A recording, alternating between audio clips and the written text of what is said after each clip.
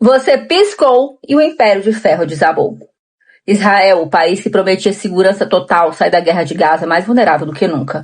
2 anos de bombardeio, sanções, condenações e isolamento deixaram cicatrizes que nem o exército mais poderoso do Oriente Médio consegue esconder. E a pergunta agora é: quem venceu uma guerra em que todos saíram destruídos? A guerra terminou oficialmente agora, em outubro de 2025. Com o cessar-fogo negociado às pressas e supervisionado por observadores internacionais. De acordo com a ONU, mais de 67 mil palestinos morreram e cerca de 170 mil ficaram feridos. No lado israelense, 1.665 pessoas morreram, segundo o balanço de veículos internacionais feitos com base em relatórios do próprio governo israelense.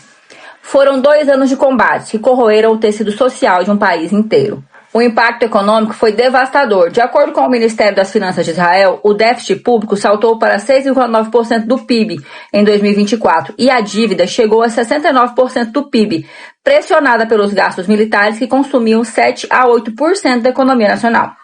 Analistas citados pela Reuters apontam que os custos totais da guerra ultrapassaram 255 bilhões de shekels, equivalentes a 65 bilhões de dólares. As consequências foram imediatas: aumento de impostos, corte de investimentos civis e desaceleração do crescimento, que ficou em 1% em 2024, segundo o Bureau de Estatística de Israel.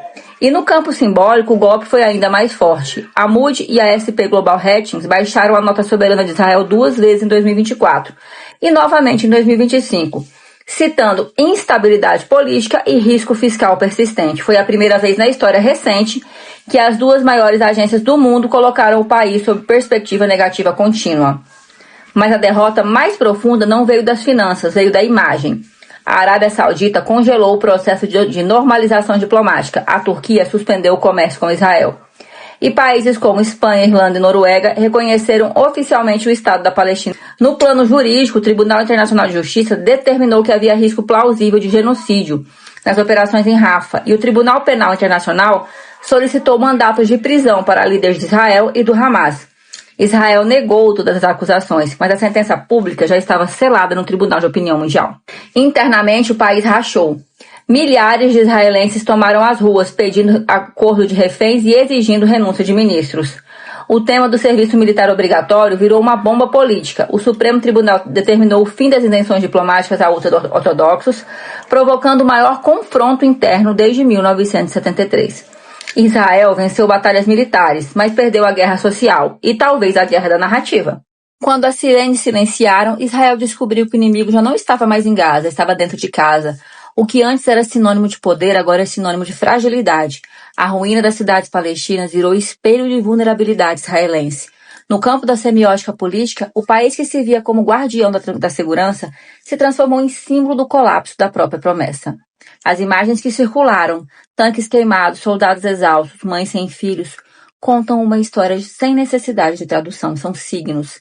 E como ensina a hermenêutica, signos nunca morrem com o fato, eles ressuscitam no discurso. Ele saiu vitorioso militarmente, mas totalmente derrotado na narrativa global. A semiótica dessa guerra é cruel. Cada ruína, cada condenação, cada rebaixamento econômico é uma palavra gravada no epitáfio de uma era. O nunca mais, frase que levou à fundação de Israel depois da Segunda Guerra, virou uma grande interrogação. Nunca mais o quê? Nunca mais quem? Para quem esse nunca mais? A guerra que começou como resposta transformou o país em réu, jurídico, político e moral. Mas a pós-guerra também revela uma mutação. Israel agora se vê forçado a repensar o que significa poder. Não mais a dominação, mas a legitimidade. O que antes era força bélica virou drama existencial. Um Estado que precisa justificar ao mundo e a si mesmo a própria sobrevivência ética. E o que diz isso sobre nós, os espectadores, que toda guerra é uma disputa de linguagem, e que quando o fogo cessa, o que continua queimando é o sentido. A guerra acabou, mas o roteiro ainda está sendo escrito. Nos relatórios econômicos, Israel é um país endividado. Nos tribunais, um Estado acusado e condenado. Nas ruas, uma sociedade fragmentada. E na memória do mundo, um enigma. A guerra, que começou para reafirmar o poder de Israel, terminou revelando seu limite. Agora, entre as ruínas de Gaza e as rachaduras de Tel Aviv, o país encara o espelho da história. E a pergunta que ecoa mais alto do que qualquer bomba é só uma. O que resta de um Estado quando até a sua narrativa entrou em colapso? Conta pra mim aqui embaixo.